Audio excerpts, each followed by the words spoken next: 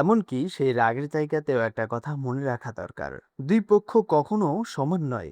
একপাশে আছে রক্তপিপাসু ঔপনিবেশিক বসতি স্থাপনকারী একটি এন্টারপ্রাইজ ইসরায়েল, যা একটি নিষ্ঠুর যন্ত্রের মতো। তারা গণহত্যাকে প্রাতিষ্ঠানিক রূপ দিয়েছে, মানবিক মর্যাদাকে পদদলিত করেছে এবং হাজার হাজার শিশুকে অনাহারে মরার মতো নিষ্ঠুরতাকে প্রকাশ্য সমর্থন দিচ্ছে। তারা গাজার প্রতিটি হাসপাতাল, প্রতিটি স্কুল এবং প্রতিটি মসজিদ ধ্বংস করছে, আর তাদের জনগণ তাদের উৎসাহিত করেছে। জরিপ অনুসারে দেখা যায় অধিকাংশ ইসরায়েলি নাগরিক নেতানিয়াহুকে সমর্থন দিচ্ছে।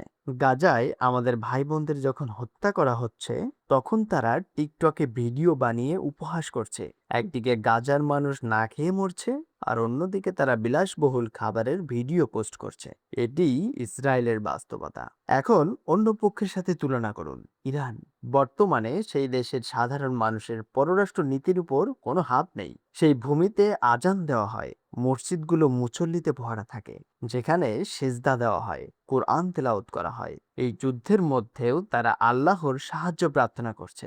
আপনি কিভাবে এই দুই পক্ষকে সমান মনে করেন? আল্লাহর কসম, অল্লাহি এটি চরম অবিচার।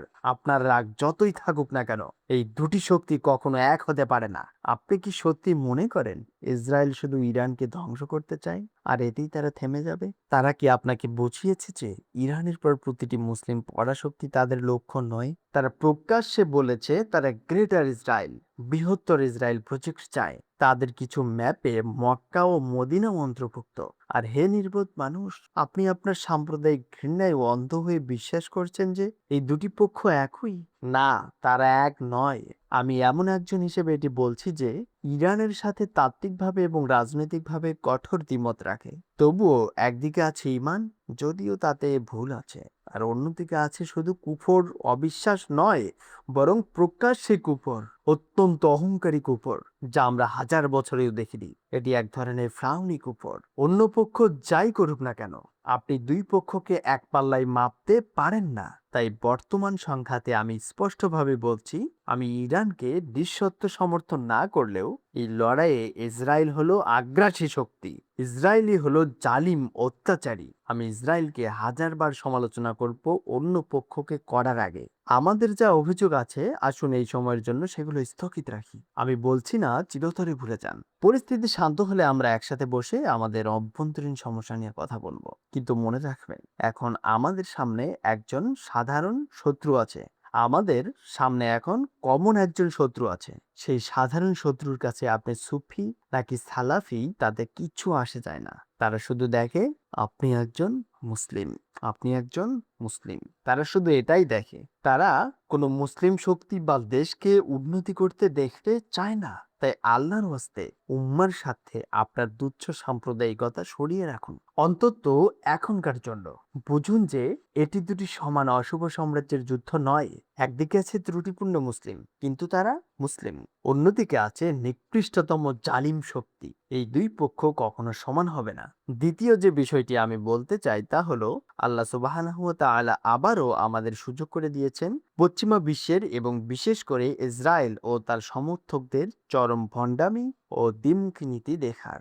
আমরা দশকের পর দশক ধরে এটি বলে আসছি, কিন্তু গত কয়েক সপ্তাহ ও মাসে এই ভণ্ডামি সবার সামনে উন্মোচিত হয়েছে, যাদের দেখার মতো চোখ আছে। যদি ইসরায়েলের অধিকার থাকে সম্ভাব্য হামলার ভয়ে আগে ভাগে বেসামরিক জনগণের উপর হামলা করার, তবে তাদের নিজস্ব যুক্তি অনুযায়ী গাজার আমাদের ভাই বোনদের অধিকার আরো হাজার গুণ বেশি। কারণ তারা তো কেবল হামলার ভয়ে নয়, বরং সরাসরি আক্রমণের শিকার হচ্ছে। কেন একটি নিয়ম ইসরায়েলের জন্য বৈধ আর তাদের বিরোধীদের জন্য অবৈধ? কেন এটি হচ্ছে? এই দ্বিমুখী নীতি কোথা থেকে আসছে? ইসরায়েলপন্থীরা অভিযোগ করছে হাসপাতালগুলোতে বোমা ফেলা হচ্ছে, ভবন ধ্বংস করা হচ্ছে। রেকর্ডের জন্য বলছি, আমি কোনো নির্দোষ মানুষের ক্ষতি হওয়ার বিরোধী, কিন্তু কিভাবে ইসরায়েলিরা একটি হাসপাতাল বা কয়েকটি ভবন ধ্বংস হওয়া নিয়ে কথা বলার সাহস পায়, যখন তারা গত 18 মাস ধরে গাজায় নিরবিচ্ছিন্ন ধ্বংসযজ্ঞ চালাচ্ছে? তাদের জনগণের সমর্থনে গাজায় কমপক্ষে 60,000 মানুষ প্রাণ হারিয়েছে, 10 লাখেরও বেশি মানুষ বাস্তুচ্যুত হয়েছে। আর ইসরায়েলিরা এখন জিজ্ঞাসা করছে আমাদের জীবনের কি হবে? হে মুসলিমগণ, একটি বিষয় বুঝুন, তারা সব মানুষকে সমান মনে করে না। তারা মুসলিম, আরব ও ফিলিস্তিনিদের এমন ভাবে অমানবিক করে তুলেছে যে তাদের চোখে মুসলিমদের রক্তের দাম পোকামাকড়ের চেয়েও কম, তাই তারা হাজার হাজার মুসলিমকে নিশ্চিহ্ন করে দিলেও তাদের চোখের পলক পড়ে না। কিন্তু যখন তাদের উপর সামান্য আঁচ লাগে তখন তারা কান্নাকাটি শুরু করে। আপনি ইসরায়েলের করা সমালোচনাগুলোতে তাদের বিরুদ্ধে ব্যবহার করতে পারেন। তাদের নেতাদের বক্তব্য কাট পেস্ট করে দেখলে প্রমাণিত হবে যে তারা নিজেরাই সেই অপরাধের হোতা। গাজার গত ২ বছরের হামলার বিপরীতে ইসরায়েলিদের প্রতিক্রিয়ার তুলনা করুন। টাইমস অফ ইসরায়েলের তথ্য মতে ২০২৪ সালে প্রায় ১ লাখ ইসরায়েলি দেশ ছেড়ে পালিয়েছে। তারা যেখান থেকে এসেছিল সেখানেই ফিরে গেছে। গত ২ সপ্তাহে যখন ইরান হামলা শুরু করেছে তখন হাজার হাজার ইসরায়েলি বিমানবন্দরে ভিড় করেছে পালিয়ে যাওয়ার জন্য। তেল আবিবের দীর্ঘ লাইনের ভিডিও ফুটেজ আছে। এর বিপরীতে গাজার আমাদের ভাই বোনদের দেখুন, তাদের বলা হচ্ছে লাখ লাখ টাকা দেওয়া হবে দেশ ছেড়ে চলে যাওয়ার জন্য, কিন্তু তারা বলেছে আল্লাহর কসম আমরা কোথাও যাব না। এই হলো ফিলিস্তিনিদের ঈমান। আমি নিজে কয়েকবার ফিলিস্তিনে গেছি। সেখানে জেরুজালেমের এক ভাই আমাকে তার ছোট বাড়িটি দেখিয়ে বলেছেন আমেরিকান চাইনিস্টরা তাকে ২ বেডরুমের বাড়ির জন্য $১ কোটি ১০ মিলিয়ন অফার করেছে, কিন্তু তিনি বলেছেন যতক্ষণ আমার শরীরে রক্ত আছে আমি আমার মাটির ১ ইঞ্চিও বিক্রি করব না। এখন তুলনা করুন কে এই মাটির প্রকৃত আধ্যাত্মিক মালিক, কার হৃদয় এই মাটির সাথে লেগে আছে। একদিকে একটা বোমা পড়লে হাজার হাজার মানুষ পালিয়ে যায়, অন্যদিকে গণহত্যার মধ্যেও মানুষ মাটি আঁকড়ে পড়ে থাকে, কারণ এটি তাদের ভূমি, এটি তাদের বাপদাদার সম্পদ।